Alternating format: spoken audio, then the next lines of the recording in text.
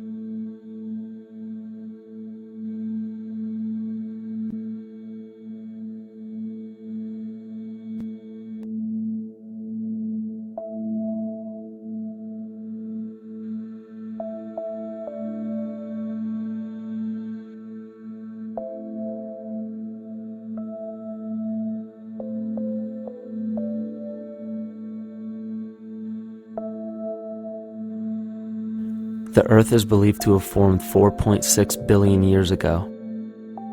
Within the first 150 million years, it began cooling and releasing gases from the lithosphere, which created the earliest forms of the Earth's atmosphere.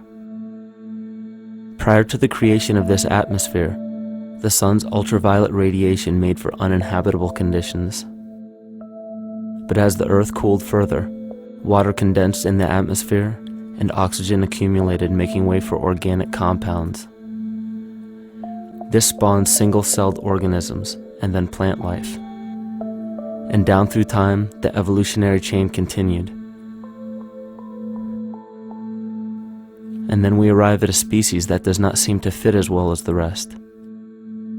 Homo sapiens' gestation period of 9 months mimics the 3.8 billion year evolution of all life on Earth. The human embryo repeats the evolution of all species. When the sperm and egg unite, this new creation is a single-celled organism. Within hours, this single cell divides and multiplies more rapidly than any other species. 4 weeks later, the embryo begins to develop gills mimicking aquatic life. A few weeks later, it develops lungs and a tail with reptilian appearance. From there, a mammal is recognizable, and then onto a primate form. It then sheds its laguna, which is the embryonic fur, and at last shows the characteristics of a human child. The human body is a community of approximately 50 trillion cells. Everything the body does, the cell does as well. Cells have respiratory and excretory systems. They feed, feel, think, and communicate with other cells. Trillions of cells make up a single organism called the human body, and billions of human bodies help make up the organism we call Earth. The Earth has more similarities with the human anatomy than you may think. Earth has its own electromagnetic generation, just like the human body. Research has found that a direct current of electricity flows through perineural cells found around every nerve in the body. These pathways are called energy meridians and have been used in the practice of acupuncture for at least 2,000 years. Dating even farther back is the notion of dragon paths or ley lines in which many megalithic structures and stone monuments were erected, marking the energy meridians of the Earth. These energy meridians are generated by the resonant frequencies of the Earth, called the Schumann waves. Each planetary body has its own resonant frequencies and is determined by the circumference and diameter as well as the speed of orbit and rotation. The Earth's resonant frequency starts at 7.83 Hz and ends with the 7th harmonic at 43.2 Hz, correlating with the 7 chakras. Ultimately, the greatest discovery of our Earth is its consciousness. A visible attribute of consciousness is an energetic field that governs the shaping of organisms. Morphogenesis is a scientific term to explain this very shaping of tissues, organs, and entire organisms. Consciousness is the creative force of the entire universe. It has been given many names such as God, Yahweh, Krishna, nature, the field, and divinity. The entire universe is in fact a single living, conscious organism with complete awareness of itself. The reason why it may seem difficult to comprehend this is because our understanding is typically limited by our language. When we hear the term conscious organism, we tend to anthropomorphize its definition. By giving it human qualities, we mistakenly look past what an organism truly is in the first place. The definition of an organism is any living thing capable of response to stimuli, reproduction, growth and development, and maintenance of homeostasis as a stable whole. Our universe does all of these things. The consciousness of our universe is responsible for the form and purpose that all matter assumes. The Earth's resonant frequencies are a result of its form. These frequencies are responsible for biological rhythms, such as menstrual and circadian cycles, as well as behavioral and emotional patterns. The frequencies are then picked up by the flora and fauna, which are biological instruments that respond to the wave patterns. The wave patterns resonate in the cranial structure of our head and converge in the center of our brain, which is where we find the pineal gland. The pineal gland is believed in many cultures to be the spiritual third eye responsible for intuition. Descartes called it the seat of the soul where mind and body meet. Each individual cell in our body receives an electromagnetic impulse from our central nervous system. They receive the very same impulse that was disseminated to every biological instrument from the earth. An explanation of our conscious universe has been attempted by religion, science, and philosophy. The neglect of biological nature from any organism causes illness. A divorce from nature, exile from Eden, confounding of tongues, they are all symptoms not of a biblical God or deity, but the true self. The greatest and only threat to ourselves is a loss of self, the death of our divinity. As we barrel through history with oceans of information, yet barely a drop of wisdom, we have to understand how we lost ourself.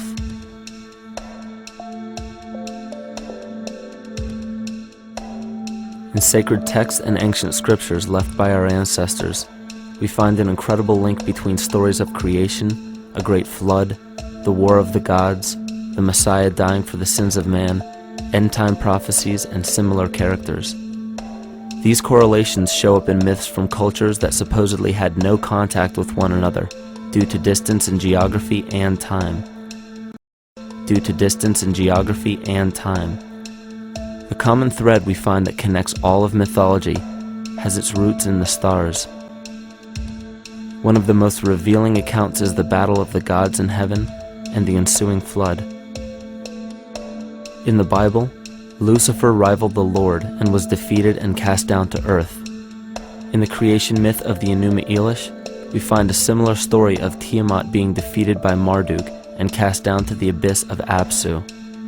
In chaos, Tiamat, the mother of them both, Apsu and Tiamat's waters were mingled together, meaning that the chaotic waters of Tiamat were somehow mixed with the sweet waters of Apsu. Apsu was the Sumero-Akkadian god of the abyss beneath the earth. Tiamat, also known as Lucifer, was known as a serpent or dragon and was defeated by Marduk. Marduk was the father of Nebo or Mercury, and Mercury is the same mythological character as the Zoroastrian Mithra, the Egyptian Hermes Anubis, and the Gnostic Hermes Christos. The most recent version of Mercury, however, is the archangel Michael in the Bible, who defeated Lucifer and sent him to the abyss of the earth, or hell. This story is steeped in astrological significance in the Bible and in many other ancient scriptures. This leads to an event in history that is recorded by many researchers regarding the cosmic upheaval and historic deluge. William Commonus Beaumont states, "The flood immortalizes the collision of a fallen planet, later termed Satan, actually a cometary body with our Earth." Consider what this reveals. He postulates that a planet, later termed Satan, fell to the earth, creating the flood we see recorded in the Bible and other myths.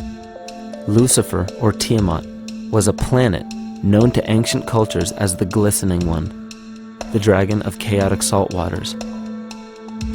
The light from the sun illuminated this planet's water, which gave it a glow that rivaled the sun's own light, which is where we hear about Lucifer rivaling the Lord.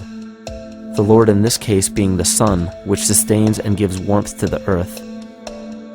The planet Tiamat, or Lucifer, was destroyed by a cataclysmic event that hurled the watery planet to the abyss of the earth. In the book of Enoch, it reveals, "And behold, a star fell from heaven, and when it fell to earth, I saw how the earth was swallowed up in a great abyss." The myth of the Ute Indians states, "The sun was shivered into 1,000 fragments, which fell to earth, causing a general conflagration. Then Tawats fled before the destruction he had wrought. And as he fled, the burning earth consumed his feet, legs, body, hands, and arms, until at last, swollen with heat, the eyes of the god burst and tears gushed forth in a flood which spread over the earth, extinguishing the fire." This myth resembles the translation of the Enuma Elish by Stephanie Daly in her book Myth from Mesopotamia, which explains that Tiamat's eyes became the source of the Tigris and Euphrates rivers. As written in the book of Revelations, "And there was a war in heaven. Michael and his angels fought against the dragon, and the dragon and his angels fought back. The great dragon was hurled down, that ancient serpent called the devil, or Satan, who leads the whole world astray. He was hurled to the earth." The Roman mythology of Ovid gives the story of Phaeton, which happens to be another name given to the watery planet Lucifer, or Tiamat. This story reveals that Phaeton was a child of the sun and wished to become the sun for a day. Phaeton attempted this feat, and eventually Jove, who is also known as Marduk, destroyed Phaeton, sending him crashing to the earth in flames and put out by a tremendous flood of water from a river unseen before.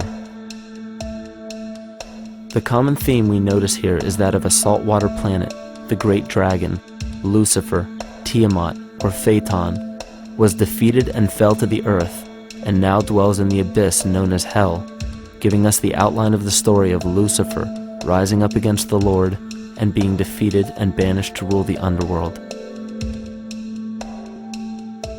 As we know, however, an outline is but a shell of a story. The inner meaning, the spirit of the myth, comes with a deeper understanding of the essence of each planet, not just the physical planet, but the conscious core, because we know now that the proportions and velocity of a planet gives them their own characteristic frequencies, which govern biological and behavioral patterns. These planets reflect the archetypal psychology of man. In ancient times, probably the most important field of research was the study of the heavens. Galactic bodies and their movement through the sky were known to be symbolic of the inner faculties within human consciousness. Within all organisms, outdated science has only explained the physical world measured by our five senses. Only in esoteric religions, mysticism, and quantum fields of science are we to find any attempt at explaining where thoughts and emotions fit into the sense-perceptible world. We also understand now that humanity is a community of cells within the organism of the Earth. The Earth, therefore, is a higher organism that shapes our form and function. This higher organism and all other planetary bodies are governed by consciousness, just as we individual humans are. Therefore, the Newtonian belief that galactic bodies are nothing more than lifeless forms floating in space is tantamount to claiming that we humans are nothing more than a composite of elements in motion. We know that this is untrue because we feel, we think, and furthermore we see the result of our consciousness creating what we call life. Plato wrote, "This world is indeed a living being, endowed with a soul and intelligence, a single visible living entity containing all other living entities, which by their nature are all related." Furthermore, the cosmos is a single living creature which contains all living creatures within it. And in an article out of the Sufi journal, the author writes, "The world is a living spiritual being. This was understood by the ancient philosophers and the alchemists who referred to the spiritual essence of the world as the anima mundi, the soul of the world." In scriptures, we hear of the claim that angels guide the inner soulful actions of people, or that the gods wield influence over man. Most ancient spiritual and scientific teachings held the belief that the hierarchies of the gods, angels, archangels, archai, all the way down to the cherubim and the seraphim, are the hierarchies within the human psyche. In this way, we must understand that when the whole of ancient myths and sacred scriptures speak of spiritual influence from a higher being, they were speaking of archetypal forces that are inherent within us, not an influence from an external source. This is where we begin to see the relevance of astrology as an ancient form of science that resurfaced in the 19th and 20th centuries under the name of psychology. Friedrich Nietzsche even stated, "As long as you still experience the stars as something above you, you still lack a viewpoint of knowledge." This is astropsychology and maps the inner faculties of the psyche. In pre-Christian times, there were schools known today as the mystery schools or the mystery religions. The messages encoded in the scriptures and ancient archaeology came from adepts of spiritual science. The intent was to teach the initiates the deeper meaning of these myths. What became later termed as Lucifer, Satan, or the devil was representative of the ego which rivals the Lord, the representative of the self. The true self is the epicenter of a person's entire being. It is the total sum of everything that we are. The false ego, on the other hand, is the idea and concept we create about ourselves in the course of our lives, which typically excludes any qualities we don't wish to accept about ourselves. However, humanity has been endowed with the freedom to choose either to obey the true self or to give in to the temptation of the vanity and materialism of the false ego.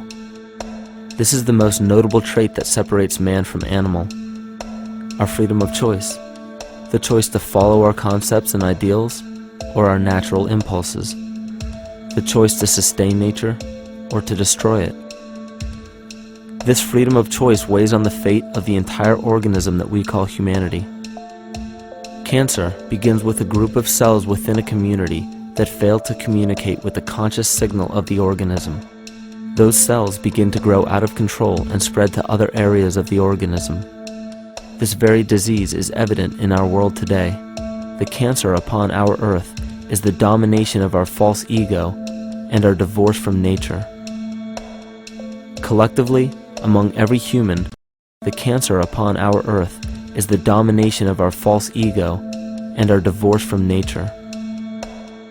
Collectively, among every human, vanity leads to segregation and competition. Competition leads to fear and greed. Greed leads to deceit and immorality. And immorality is the breeding ground for illness, waging war on our earth. Every act of hatred and destructiveness in our world begins with self-hate and self-destructiveness. And it all begins with a breakdown in communication.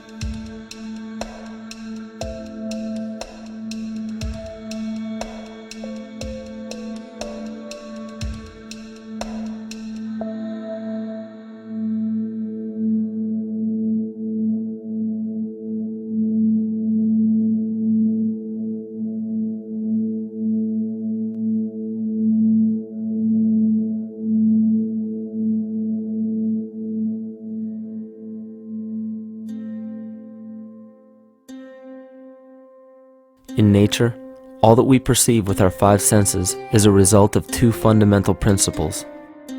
Everything in existence is made of a relationship between vibration and matter. Vibration is a masculine creative force countered by matter, which is a feminine receptive force. Thus begins the principle of duality. We see this duality in ancient myths and philosophies, yet only those philosophies and scriptures that were perverted and raped of the original meaning gave the impression that one polarity was good while the other was evil. The original sages, adepts, and shamans taught that both are necessary, and one would not exist without the other. These two important principles come together to form all things in the universe. This is Kymatica. Even language, logos, the communication of any and all things in nature, depends upon this principle. Pete Peterson, in his works Cymatics, the Science of the Future, stated that nature shows examples of Kymatica in everything. This phenomena is found to be one of the prime forces that moves biological evolution along its path. Dan Winter reproduced an experiment to prove that the ancient languages of Hebrew and Sanskrit, when spoken, create a vibratory frequency that moved matter into sacred geometrical patterns. Upon further investigation, Hebrew, Sanskrit, Aramaic, Arabic, and other elder dialects have older roots in a parent language of Gaelic and quite possibly an even earlier origin. In Swami Murugesu's The Science of Mantra, he claimed that when a person chanted specific words in Sanskrit while filming a burning candle, the intensity as well as the color of the flame would change due to the frequency that the word would emit. This same science has been shown to lower and raise blood pressure. And in his own words, certain sounds can affect their circulation and nervous system. Whatever change such vibrations cause extends to the mind of a person and also to the surrounding atmosphere, causing warmth or coolness. All this can be known by study and shown by practice. This rediscovered knowledge of the science of sound shows that sound is something more than mere vibratory signals. Not only does sound interact with life, but it sustains and develops it. It acts as a conduit of conscious intent between people, societies, and entire civilizations. Yet the psychic illness we endure due to the domination of our false ego is reflected in the collective. Our psychological schism has shut us off from communicating correctly with our inner self, which is exactly how cancer cells within the body operate. In the collective, we have created a language barrier between humanity and the rest of nature, acting as a global cancer. Recorded in history, the efficacy of the ancient languages has been severely uprooted. The alphanumeric translation from Hebrew to English shows a complete reversal of the two languages, giving the cymatic effect unnatural results. Dr. Leonard Horowitz stated in his work on DNA, 1/3 of the sensory motor cortex of the brain is devoted to the tongue, oral cavity, the lips, and speech. In other words, oral frequency emissions spoken or sung exert powerful control over life, vibrating genes that influence total well-being and even evolution of the species. A degradation of language in this case is shown to affect biology. If something as basic and important as language can be degraded and devalued to such a degree, yet never questioned, what else might we be missing? Think of an aspect of your life that dictates the limits of your freedom. Government and law enforcement, insurance and pharmaceutical companies, taxes, building permits, driver's licenses, and more. There are hundreds if not thousands of stipulations, regulations, and boundaries on our freedom. And out of the ones that were just mentioned, how many have you researched to find out whether they apply to you or not? Let's look at the forms of law that we currently acquiesce to.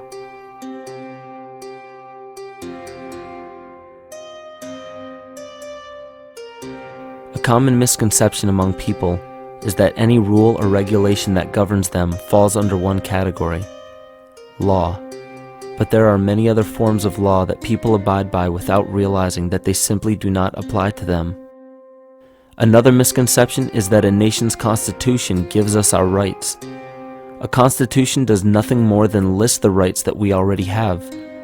We are born with inalienable rights, endowed to us by our Creator. They are not given to us, and they cannot be given away.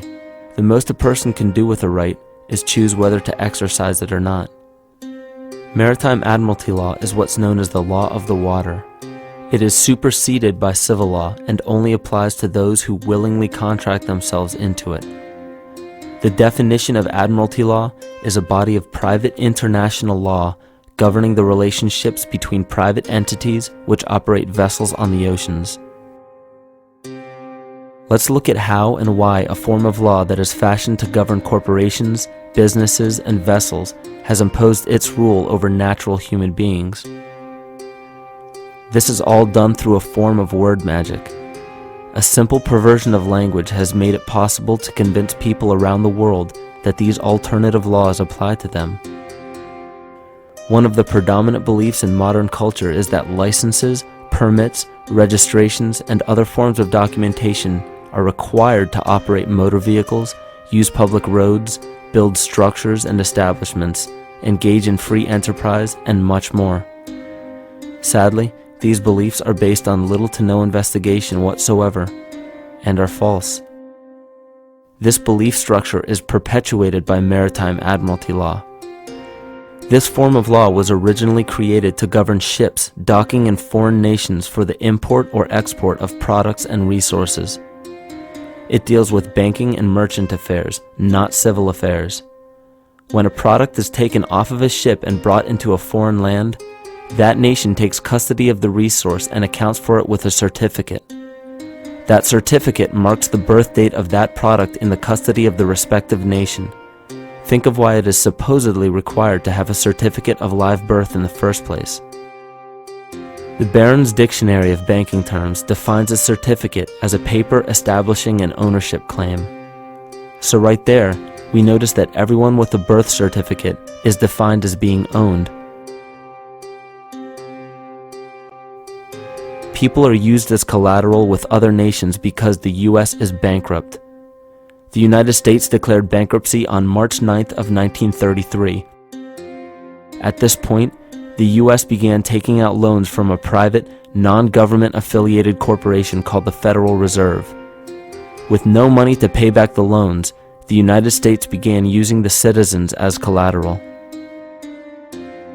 All birth and marriage certificates are literally warehouse receipts. Just look at the similarities of warehouse receipts and birth certificates. Both document the date of issue,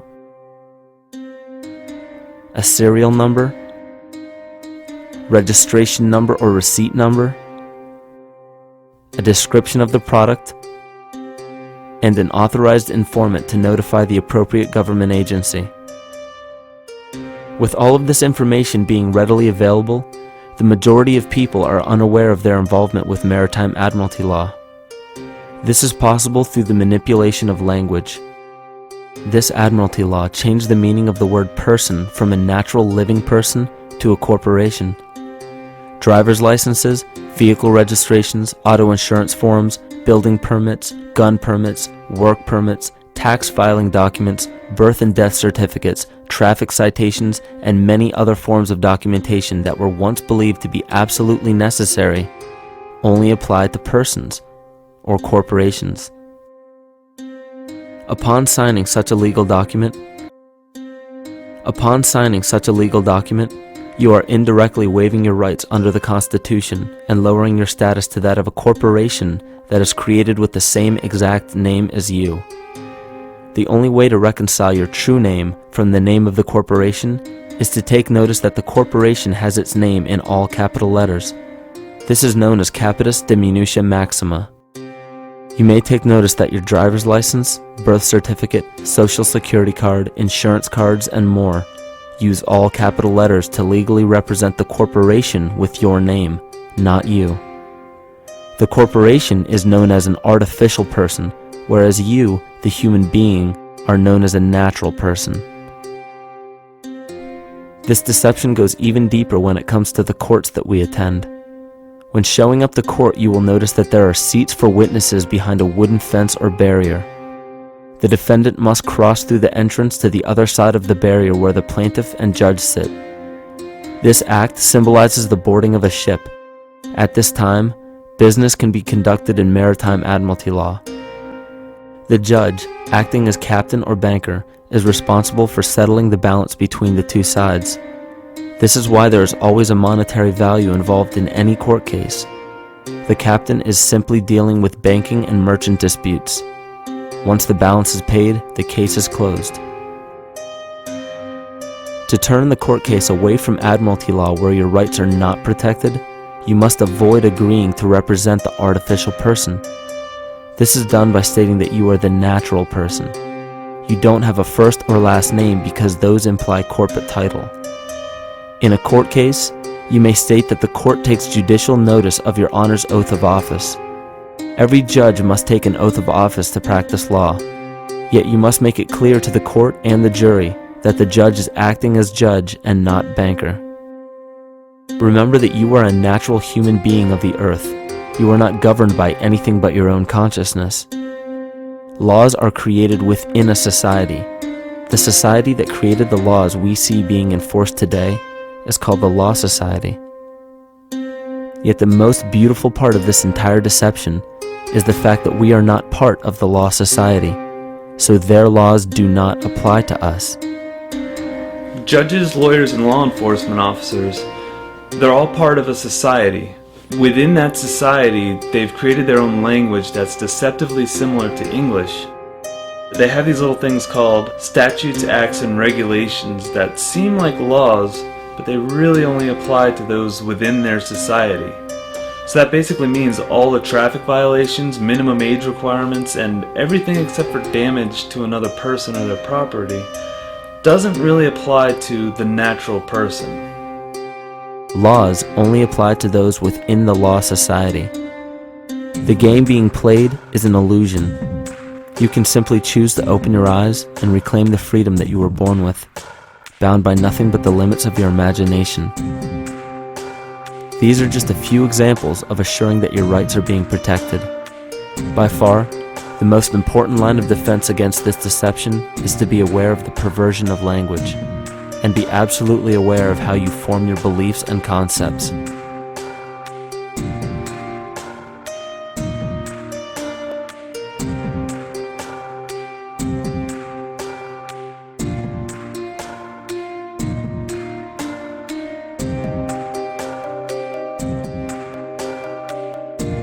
In all forms of the perversion of language, there is a mirror reflection of this in the microcosm of the psyche.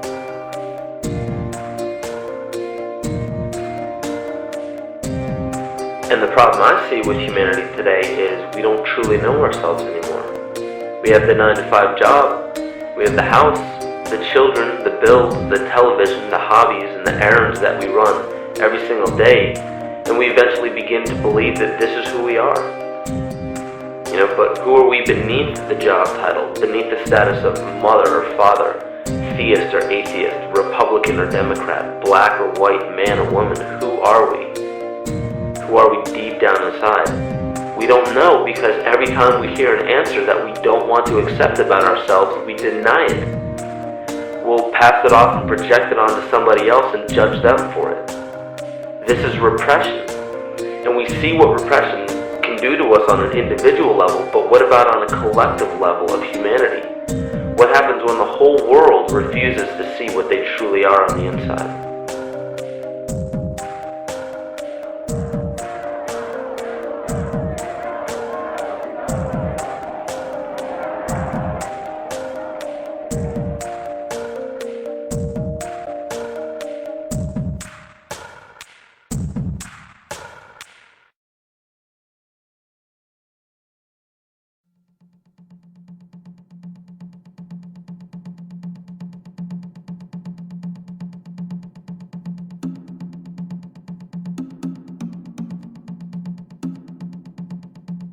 Carl Jung discovered that there is a collective unconscious connected to all humans, meaning that the whole of humanity shares a single mind with one another. This is evident in the world through accounts of shared mythology and symbols, the study of morphic fields, and with the science of kinesiology. This collectivity is a global example of the unconscious mind of the human body, in which trillions of cells share a similar signal. This parasite, called our false ego, requires a continuous flow of sustenance to survive. Food, fuel, and any other form of sustenance is energy. Human consciousness is an electromagnetic field of energy. When this potential energy is utilized, it then releases kinetic energy, which is used to perpetuate the false ego.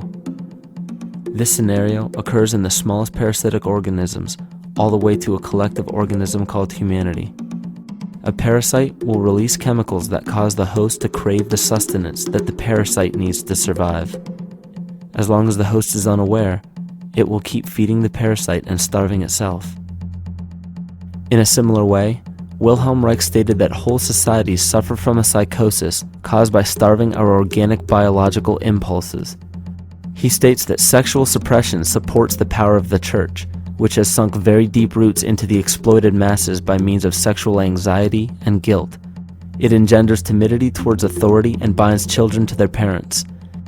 This results in adult subservience to state authority and to capitalistic exploitation. It paralyzes the intellectual critical powers of the oppressed masses because it consumes the greater part of biological energy. Finally, it paralyzes the resolute development of creative forces and renders impossible the achievement of all aspirations for human freedom. In this way, the prevailing economic system, in which single individuals can easily rule entire masses, becomes rooted in the psychic structures of the oppressed themselves. What Reich was showing in this powerful quote is that on a collective level, the suppression of a natural function, whether biological, spiritual, or emotional, will result in an abnormal reaction, a psychic disease. This illness or disease is reflected into the masses through a collective unconscious and acts as an epidemic.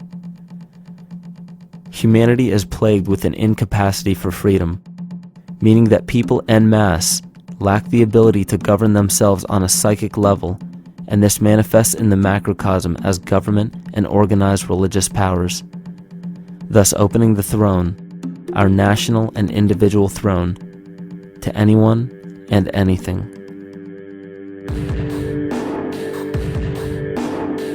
Enter the infamous rulers of the earth, the patriarchs of civilization, political, social, economic, and spiritual dictatorship, psychic tyranny.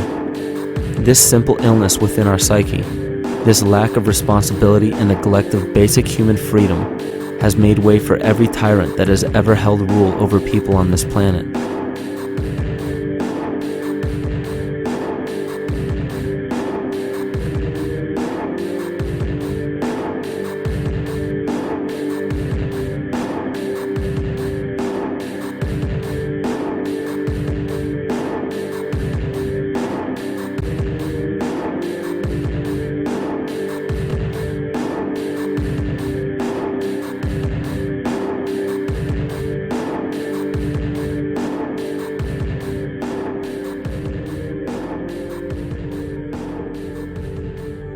But these oppressive tyrants that are demonized by the masses are no different than us.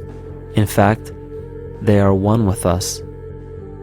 In the book The Prophet by Khalil Gibran, he poetically states, "I say, as the holy and the righteous cannot rise beyond the highest which is in each of you, so the wicked and the weak cannot fall lower than the lowest which is in you also." Every one of us has the capability to commit the most horrifying sin or show the most beautiful compassion to our fellow man. This is the very definition of an illness within the psyche and soul of man.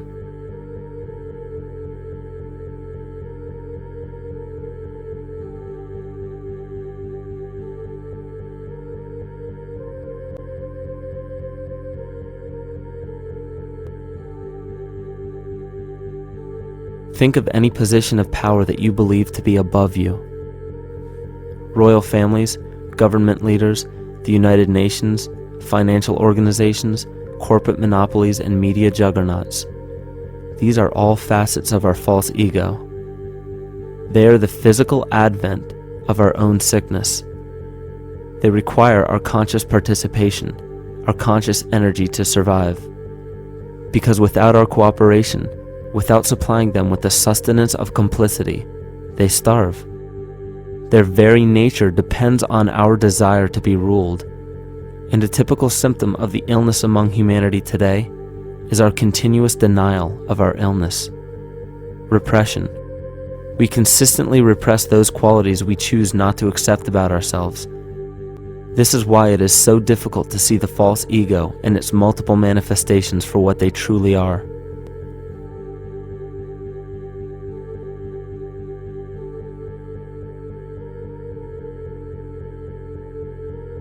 This is the very nature of the false ego. It acts as a red herring to distract us from the freedom we truly have. For this psychic parasite to survive, it must supply us with a chemical that will cause us to remain dependent upon it. In this case, the sustenance is our conscious energy. And in order for us to feed it to the parasite, the chemical of fear causes humanity to crave protection and defense.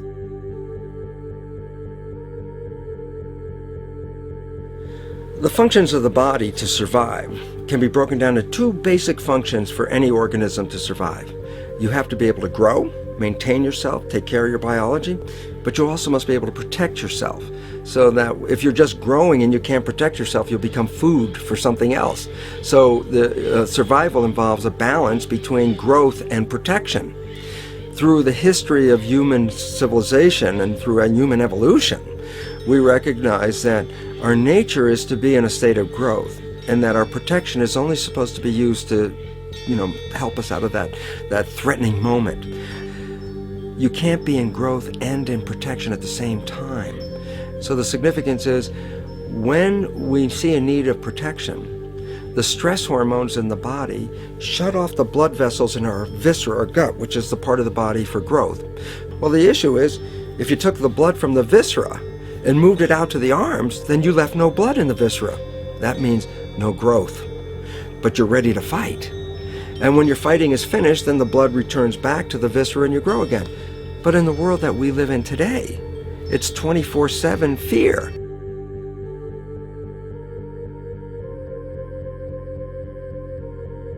So we have a continuous dripping of that stress hormone into the body. It's just dripping all the time, getting us ready to run or fight or flight at any moment. At the drop of a hat, we're ready to go because we're on guard. Well, the problem is, what does that mean about your allocation of energy? And it says, we're spending most of our energy in protection. You cannot survive if you're in protection all the time.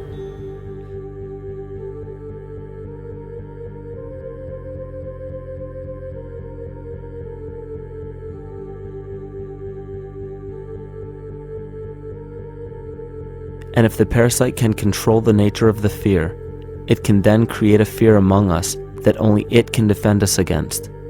A recent physical manifestation of this comes from Zbigniew Brzezinski, former Secretary of State who also supported President Barack Obama. In his book, The Grand Chessboard, he states, as America becomes an increasingly multicultural society, it may find it more difficult to fashion a consensus of foreign policy issues, except in the circumstance of a truly massive and widely perceived direct external threat. Even the Reichsfuhrer of the Nazi Party, Hermann Göring, sums up this game of supply and demand perfectly when he stated, "The people can always be brought to the bidding of the leaders." That is easy.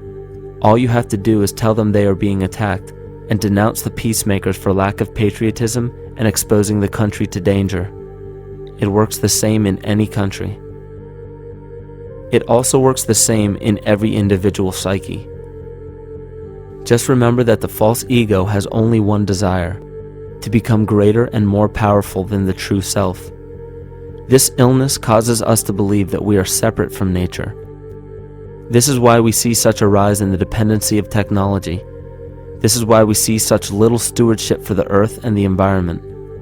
And this is why we see bigotry, racism, sexism, and every other form of discrimination possible that leads to crime, violence, wars, and eventually, the global destruction of the organism. This endless state of fear, confusion, and segregation our world seems to live in is a symptom of the false ego creating a false threat.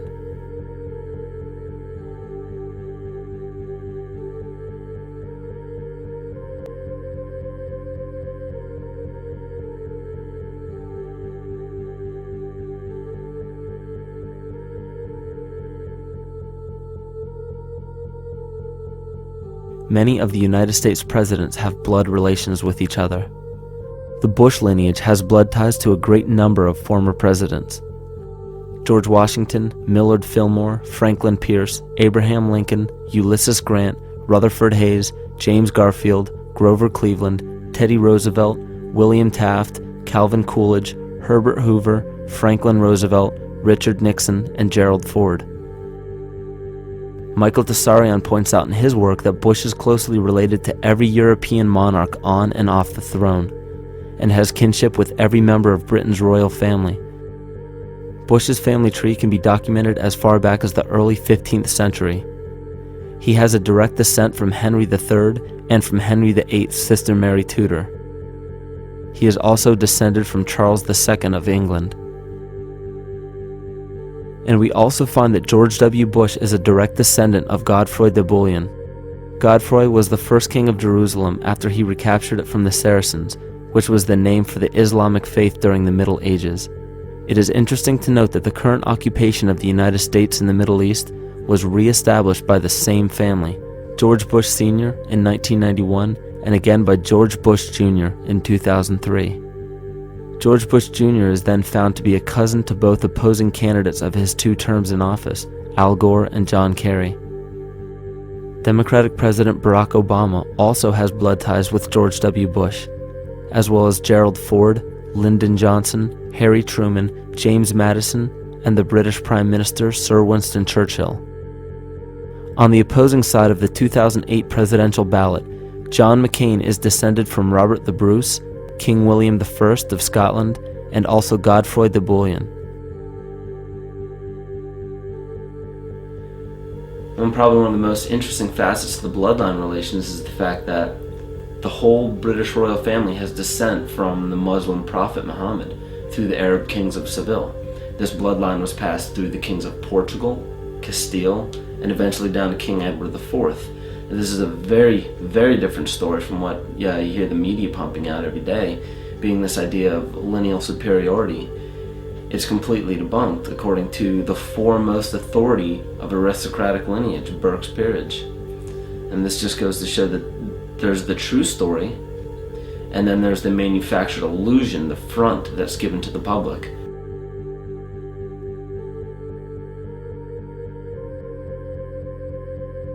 These blood ties go on and are documented thoroughly through literature such as Burke's Peerage and other comparable books.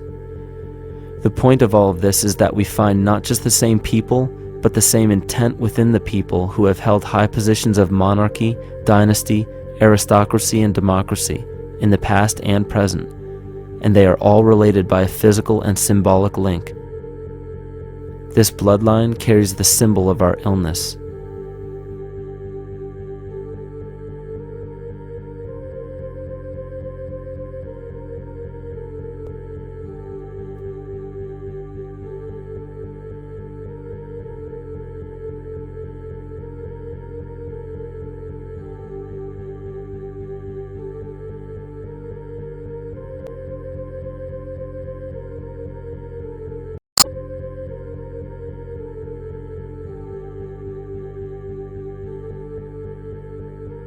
The symptoms of our psycho-spiritual illness are the wars, terrorist attacks, artificial or man-made disasters, and leader figures.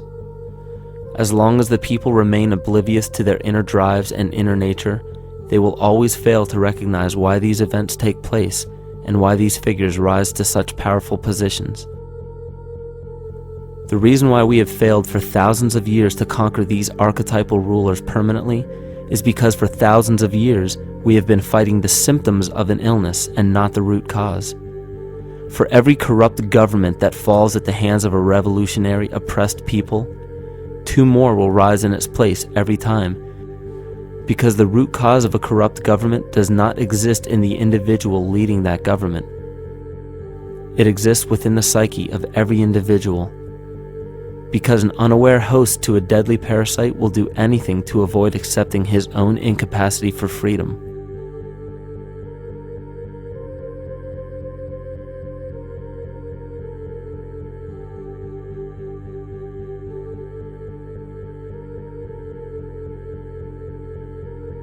We are so bereft of sanity in this world that those few who simply stop projecting onto others and begin facing their own demons are seen as neurotic.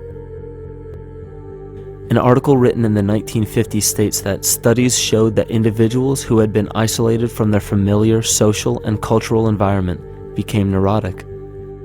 This shows that when those individuals had no object to identify their darker emotions with, they began to see these things in themselves, that which they refused to recognize before, and were unaware of why they appeared and how to cope.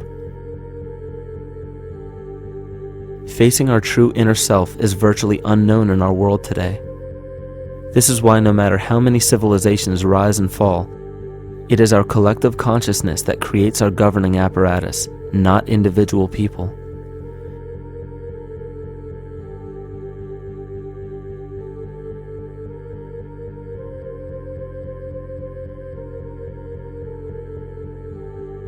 And after countless attempts, you would imagine that people would realize that a physical retaliation may not be the solution. Yet here we are, thousands of years later, with technology that can clone DNA, vehicles that can break the sound barrier and probe the depths of space, and science that can overcome almost any sickness. Yet we still fail to take notice to the importance of thoughts and consciousness. This is the very definition of insanity. And every single one of us is responsible for this psychic epidemic because we're killing the messenger and paying no attention to the message.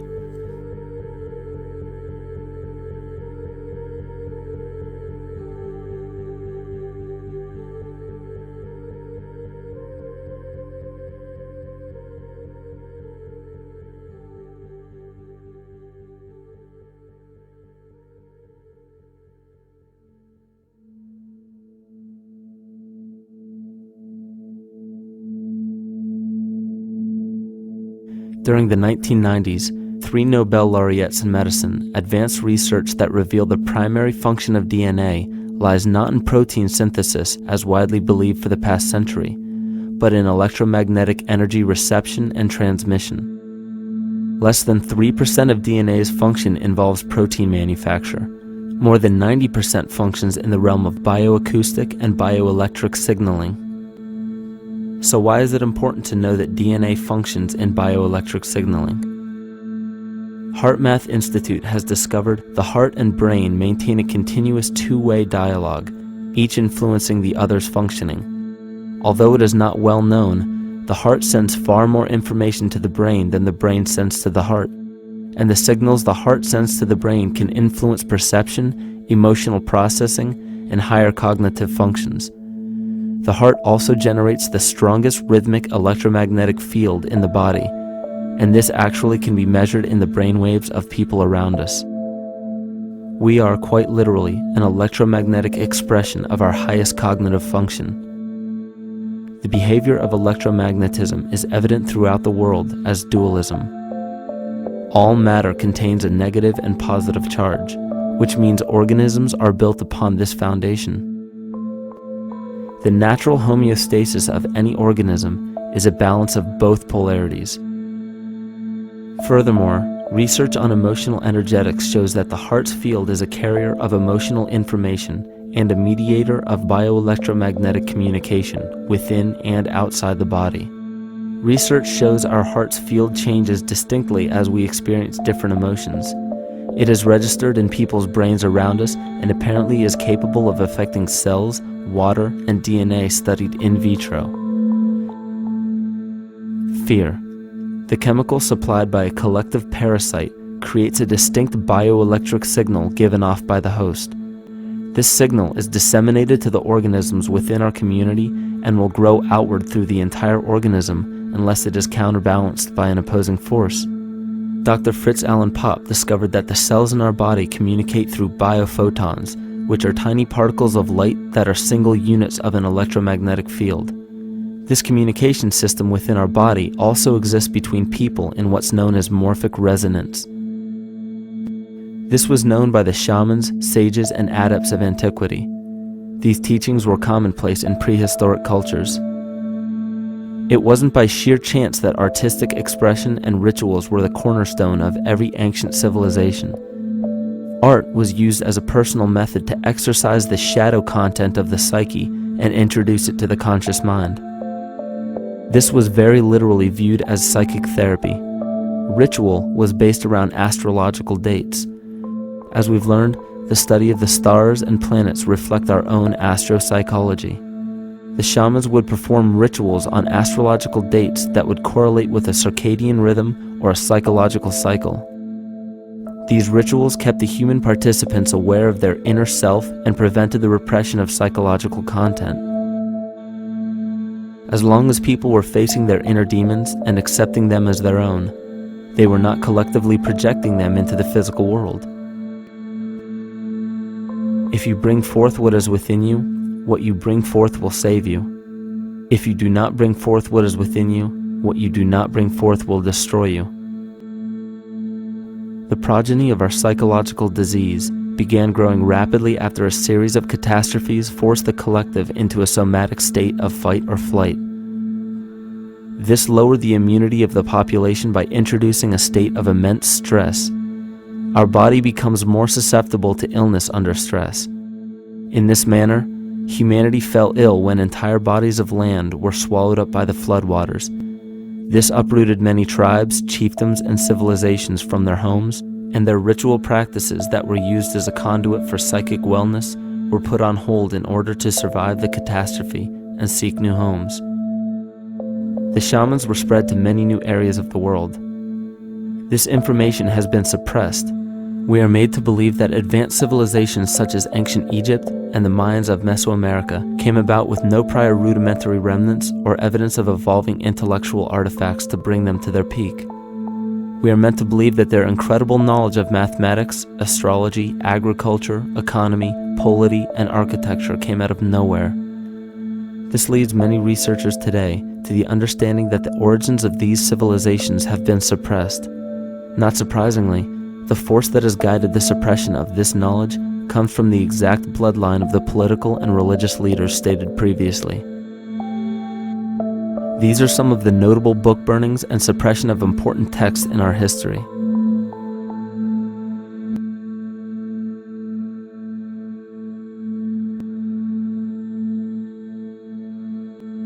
Yet after all of this suppression, there are still remnants of the dispersion of elder civilizations in nearly every country. There is tremendous evidence of ancient cultures visiting North America long before the conventional belief of European colonization. Barry Fell states in his book America BC, there are ancient inscriptions now being reported from nearly all parts of the United States, Canada, and Latin America, written in various European and Mediterranean languages in alphabets that date from 2,500 years ago. William Commonus Beaumont wrote, "The Toltec and Maya civilizations never originated on American soil, but appeared there full-blown, with a well-defined art and system of hieroglyphic writing which possesses affinities with Egyptian.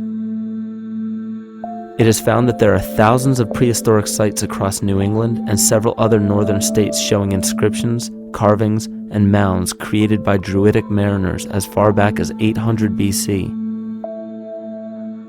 To suppress this information further, it was not only imperative for the bloodline to burn the documented texts containing true historical information, but to wipe out the cultures that derived from these ancient shamans. The most devastating genocide ever endured was and still is the annihilation of shamanic tribes. We've lost our traditional roots and don't know about ritual. The dragon dances and the ghost dances of the Native American Indians, what do you think that was all about? All the shamans of the world, when they do their rituals, they're doing that. Their work, harmonically through dances, is to strengthen the immune system of the earth. But they've been all murdered. So that was why in the 17th century, exactly the same period I'm talking about, there was an all-out agenda that when you come across indigenous people, you annihilate them. Columbus was sent on his expedition along with agents of the crown to disrupt the lives of the natives and seize mineral resources.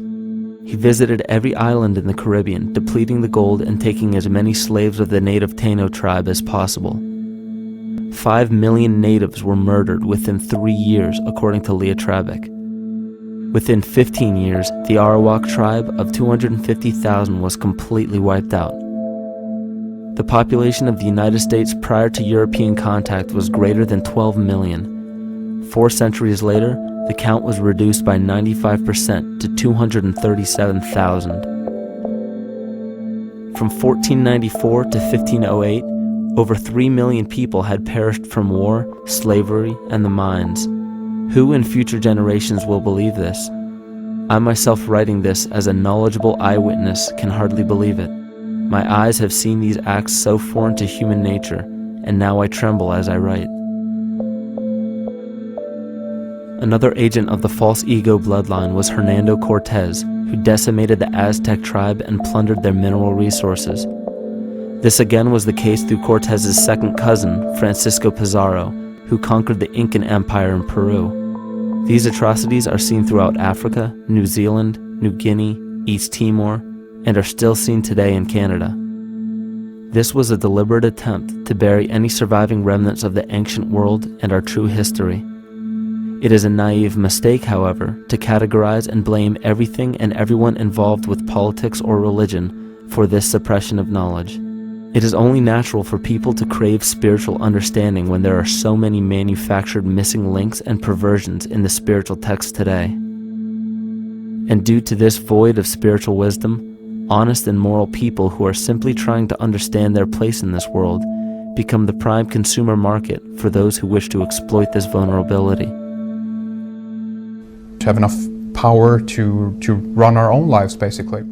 If we look at the New Age movement, for instance, which is another kind of trap in all of this, where people might end up actually. They're looking for something so bad that they're taking all these things that are handed to us or to them. But it's not really based on any real understanding. It's still kind of coming from a religious type of perspective. People are genuinely seeking something new. They're genuinely seeking a new type of spirituality, or to better themselves, or to change something. But this is being hijacked, and what they actually do is that they lead you into another type of group mentality or a new age religion, whatever it is, and people still are not able to kind of really break free from that and follow their own journey or their own path, which I think is very important in all of this.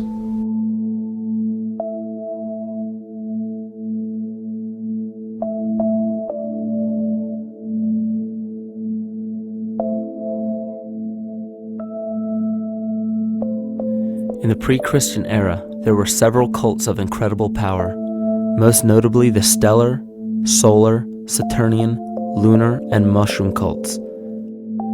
It is simple to see that worshippers of the lunar goddess comprised of the lunar cult. The worship of sun gods were indicative of the solar cults. The Saturnian cult, which consisted of Phoenicians and Canaanites, worshipped El or Eli. The biblical exodus of the Hebrews from Egypt showed that they entered Canaan and merged the lunar cult of Isis, the solar cult of Ra, and the Saturnian cult of El to form Isis, Ra, El. Israel. The old Israelitish cult and mythology, the Yahweh worship, the patriarchal legends, the sojourn in Egypt, and so on, are rooted in the religion of the sacred fungus, developed from the underlying fertility philosophy of the ancient Near East. The Jewish mitre, Muslim turbans, and military berets are derivations of the symbol of the mushroom cult. One of the first and most prominent, however, was the stellar cult, and a number of these ancient cults were created for shamanic purposes and earthly stewardship, yet some were taken over with different intentions. Just as you would imagine in any establishment of power, smaller cults formed within the main cults to worship individual deities. The cult of Mithras and the cult of Dionysus are 2 examples. You still today can see the Mithraic or Phrygian cap on the symbol of the seated Liberty Dollar, the coat of arms of many countries, the reverse side of the flag of Paraguay, the seal of the United States Senate, and even involved in the solar cult holiday that we now call Christmas. In the cult of Dionysus, many festivals were celebrated, such as the Greater Dionysia, celebrated in Athens around the spring equinox. The foremost event in this festival was the Thymelic contest, in which poets, musicians, and entertainers performed in an open-air theater. Musicians did not have to pay taxes, and members of the Artists Guild did not have to participate in military affairs. The cult of Dionysus is still alive to this day as the entertainment industry.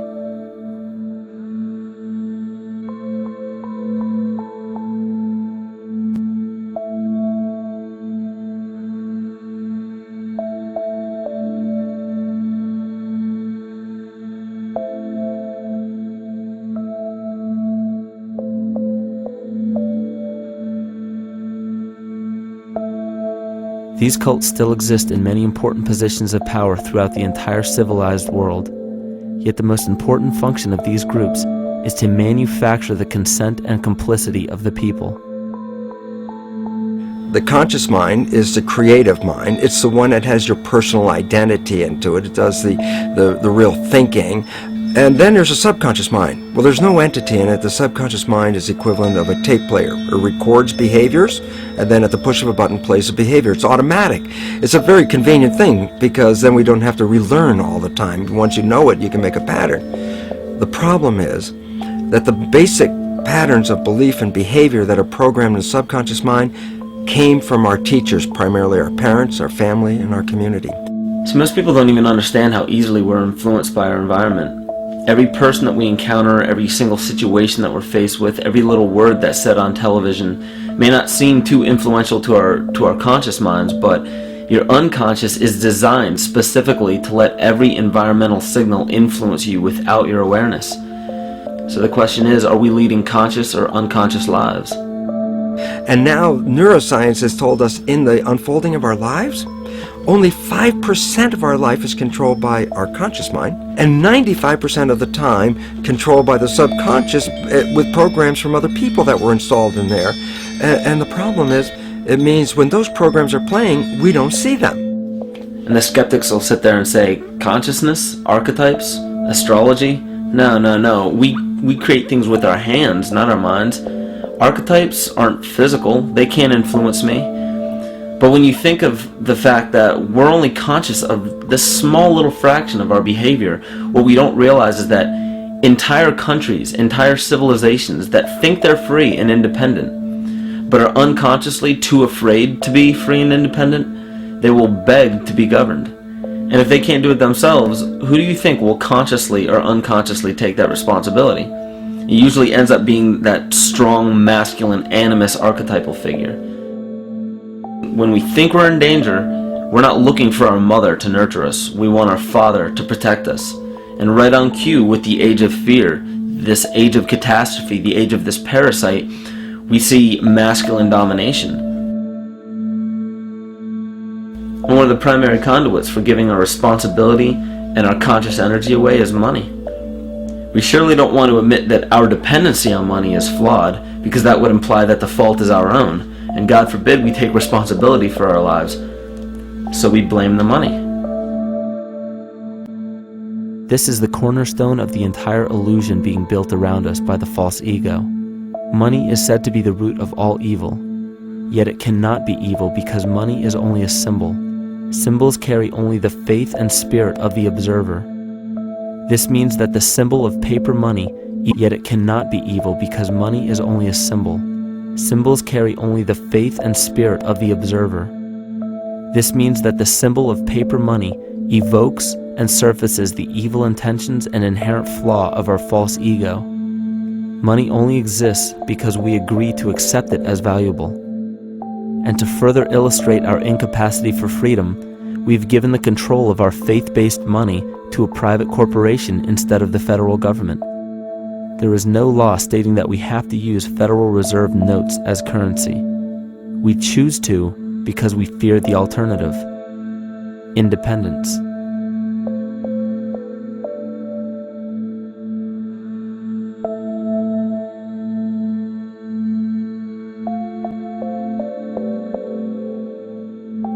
But it's not even really about money, it's about energy, because money is simply this material thing that allows billions of people to crave just one thing and put their energy into the same thing. It's not the plasma TV or the house or the lifestyle or the job or the significant other or the status that we're really after, because we know that we're empty. These people feel sadness and loneliness and void just like anybody else, and they either want to fill that void with materialism because they think that that'll make them feel better, or they want to sedate the void feeling with material possessions. So it all comes back to this feeling of having to put our dependency into an external source, something that we have absolutely no control over. What we're seeing right now is with all the competition of each other destroying each other, wars, competing for material existence, raping the planet and tearing it apart to get some pieces of it to hold in your hands and say you won the game. Every one of those moves is destructive not just of the planet but of human civilization, because human civilization will thrive with cooperation and will die with competition. And if you operate from these truths, then you end up with the extinction that lies before us. You see, we all have demons, so to speak. We all have inner demons in our lives, but we expect to see devilish monsters or dark apparitions when you think of a demon, kind of like what you'd see in the cinema.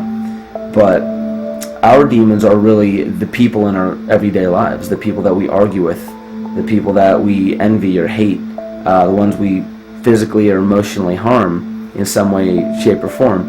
And it's not because we envy or hate qualities in these specific people as much as we hate the fact that they remind us of ourselves. They reflect qualities about ourselves that we wish we had more of, or that we wish we didn't have at all. So what do? We alleviate that pain not by fixing or fighting our own demons, but by harming the people that remind us of our demons, by harming the people that remind us of the things that we don't like about ourselves. And when we become frustrated that we're not in control of our emotions because we don't really know what's affecting our emotions, we take it out on others. We take it out on absolutely anything else that can show us or act as a catalyst for our hatred. And so we do the same thing to animals. Animals are perfect because they can't defend themselves. And it's a perfect catalyst for our inner aggression, our confusion, our hatred. Just take it out on something absolutely helpless.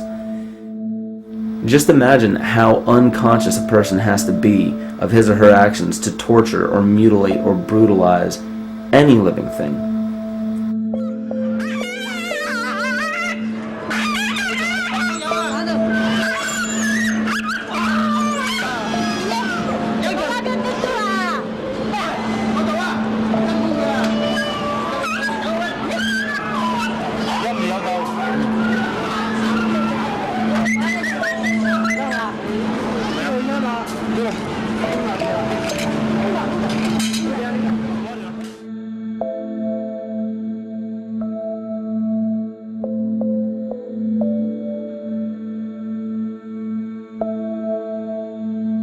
His goat's down and he'll be here and we can, ouch, Ooh, he bit you. look at his tail.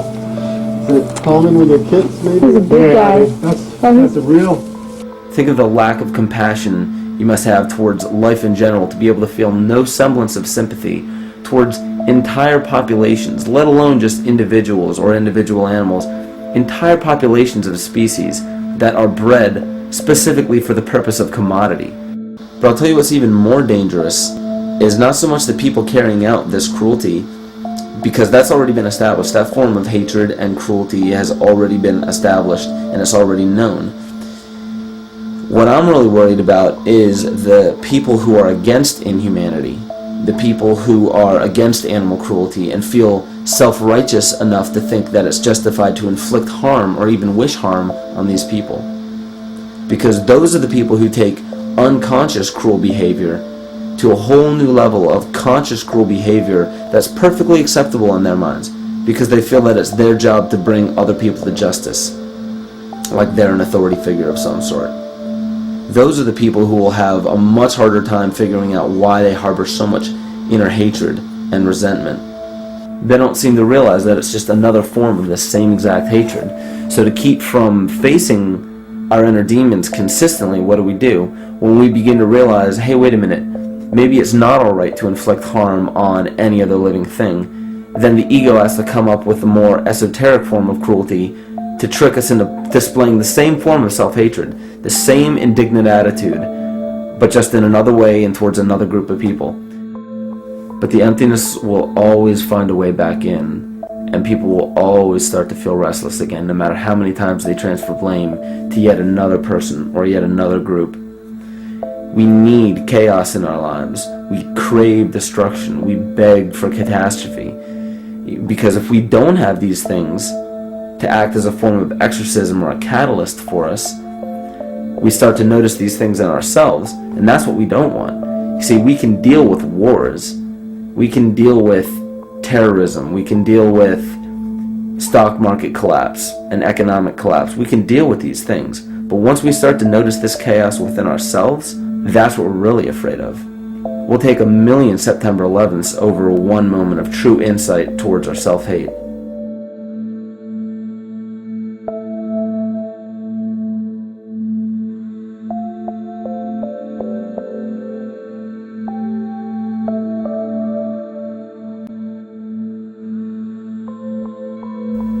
And you know, the most interesting part of all of this is we encounter things every day, every single day, that we either accept with open arms or that we reject violently. The interesting part is not really what we're accepting or rejecting as much as what it is inside us that makes us feel compelled to a certain thing or repelled from a certain thing. There's this fundamental dual behavior of muscular strength or weakness, attraction or repulsion. And what's interesting about this is when you realize that consciousness, awareness, that intangible essence that animates all matter into what we see around us as life, that is where you will find the origin of this dual behavior. It's been explained as the inhalation and exhalation of Brahma, the contraction and the expansion of Ahriman and Lucifer in an anthroposophical setting, the active and the passive qualities in electricity, the masculine and feminine qualities, yin and yang, existence and nothingness. These are all ways to explain the same behavioral process that begins with awareness, it begins with consciousness. And if you get rid of all the images and concepts in our minds of these sayings in your head and just try to feel the difference between the two polarities, you'll begin to notice that all of the different scenarios and possibilities that are playing out in the world all spawn from this common origin. You'll have 1,000,000 people telling you why the Bible is supposedly the Word of God and that you should follow it word for word. And then you'll have another 1,000,000 claiming that it's a form of mind control and not to believe any of it. Everybody will tell you to beware of this or watch out for that. This is good information, this is bad information. And I just have to wonder, what makes anyone an authority figure enough to say that something is true or false? And why are you denying or accepting anything based on the suggestion of another person? Why aren't you making that decision for yourself? Information is information. There's no such thing as good or bad information. It's all what you do with it. I say let everything be your Bible. Give every piece of information, every person, every event or scenario or situation an honest and open mind. Because then it's your responsibility to respond to it in the way that you choose. Not following the herd, not following convention, it's your responsibility. And that's the point when, no matter how many people tell you you're wrong or right, you're not dependent upon their approval. If we at least question our own actions, question our own thought process, and make a conscious decision to what we feel is right every single day, that's what I believe to be divinity. That's true shamanism. And that, to me, is what it really feels like to be alive.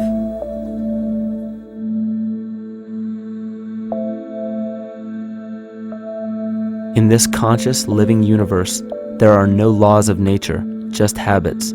There is nothing external to the universe to enforce a law upon it. The illusion of a fixed law of nature is only the result of there being no need for that habit to be broken. When habits need to be broken to ensure the survival of the organism, we see this event in nature and call it evolution. The collective mind shapes our evolution. And a great example of this is the experiment done by John Cairns in 1988. His team put lactose-intolerant cells in an environment with only lactose for food. Under a law of nature, every one of these lactose-intolerant cells would have died. But surprisingly, they all survived. Every one of them understood the problem that they were facing and replaced the defective lactase enzyme with a functioning one to utilize lactose for food. If a cell has the ability to decide how and when to evolve because it's facing extinction, then anything can. The existing beliefs are that a human body is a biochemical machine controlled by genes, and therefore the behavior, emotions, and character of our biology, our health, our lives, are controlled by genes which we don't control. So this is what we taught people. You're a victim. Genes control your life. You didn't pick them. You can't change them. The genes you end up with program what's going to happen. My experiments on stem cells, which I started in 1967, I'd isolate one stem cell, put it in a petri dish, and then it would divide every 10 hours. So I took all the cells, split them up into 3 groups, and then just put them in 3 petri dishes. And then I changed the growth medium, the constituents of the environment, in each of the 3 dishes. In one dish, the cells form bone. The second dish, they form muscle. And the third dish, they form fat cells. What controlled the fate of a cell? And the first thing you have to say is, well, wait, they were all genetically identical when they were put in a dish. So obviously the genes didn't control it because they all had the same genes. What was different was the environment. And all of a sudden in my career, it said, oh my gosh, here I am teaching genes control life, and the cells are telling me genes respond to life. And since you can control the response, you can control your life. It's how you read the environment, how your mind perceives the environment. And if you understand this, then you could lead yourself to the most wonderful expression on this planet, to be fully alive and fully healthy, just how you respond to the world.